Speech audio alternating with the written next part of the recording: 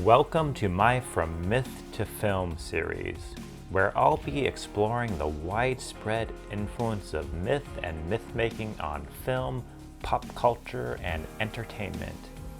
I'll examine film adaptations and reimaginings of myths and fairy tales, neo-mythic narratives, and the ways in which our collective imagination continues to imbue reality with mythological motifs, structures, and modes of thought. Arthurian legend has been a timeless wellspring of inspiration for the fantasy genre, from Tolkien to Monty Python.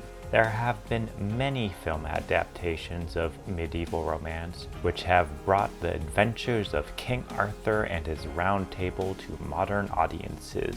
Today, I'll be reviewing The Green Knight, starring Dev Patel and adapted by director David Lowery from one of the most popular Arthurian romances, Sir Gawain and the Green Knight.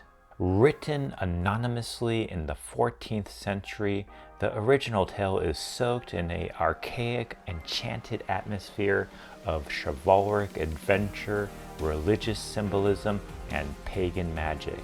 The film adaptation, for the most part, follows the basic plot of the tale.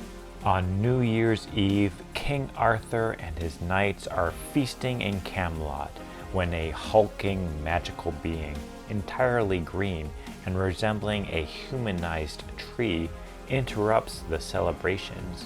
Bearing a great axe in one hand and a holly branch in the other, he challenges one of the knights to a deadly game, where the challenger must deliver him a blow on condition that he can return the stroke in a year. King Arthur would accept the challenge, but his frail condition prevents him. He steps aside while his nephew, Gawain, claims the honor instead. After miraculously surviving Gawain's deadly stroke, the Green Knight leaves and Gawain prepares to honor his side of the bargain and meet his supernatural foe on a quest that may end in his death. The film is a visual feast, transporting you into a mysterious, mist-enshrouded realm of Britain's mythical past, which is beautifully brought to life by the amazing cinematography and production design. Director David Lowery steeps the film in a medievalist aesthetic, the drama unfolding dreamlike within a folkloric, symbolic world where myth and reality bleed into one another. The characters feel more like mythological types than actual people. In some ways, the film is very meta and self-aware of its source material's psychologically resonant images and motifs, even at times deconstructing its own myth-making. Gawain, for instance, isn't made into a hero. He's selfish, dissolute, and burdened with self-doubt, as well as his duty to prove himself to his uncle, King Arthur, thus achieving the greatness worthy of a knight of the Round Table. He's surprisingly lacking in agency, compelled to play a role already chosen for him by mysterious occult forces beyond the limits of the human world, but also lurking unconsciously deep within himself. These hidden chthonic forces are manifested in the character of the Green Knight, a complex figure reminiscent of the Ents in Lord of the Rings and the Faun in Pan's Labyrinth. He magically appears like a rebellious earth come to humble the human arrogance represented by King Arthur's court, whose rise to power has been gained at the cost of war campaigns that have ravaged the land. Dev Patel sensitively portrays Gawain as a flawed hero, internally conflicted and tormented by the legend he is destined to become. He gives an emotional subtlety to Gawain, expressing his passivity and identity loss within an existential drama of life and death that plays out almost ritualistically.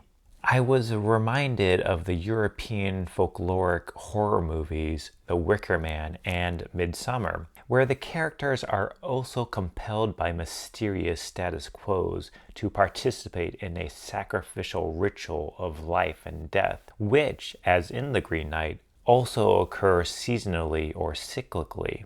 The film's impressive visual effects, location shooting, and use of actual physical sets greatly help to expand the world of the story, raising it to an epic level. The seamless blend of digital and pre-digital effects give an incredible tactility to the film's surreal dreamscapes. One further strength of the film is its visual referencing of the original tale's recurring motifs and symbols in a way that feels organic to the story, except for perhaps one scene involving the color green, which for me came off a little ponderous and unnecessary. Those familiar with the source material will have fun unpacking the film's embedded symbolism, which deepens the historic detail and layering of the world building, although at times overstates its themes in a distractingly scholastic manner. Overall, The Green Knight is a lyrically captivating fantasy reimagining of the classic tale, while also boldly deconstructing the hero quest narrative. It creates a feverishly hypnotic dreamscape that begs audiences to tease out and find their own meanings within its phantasmagoric flow of imagery.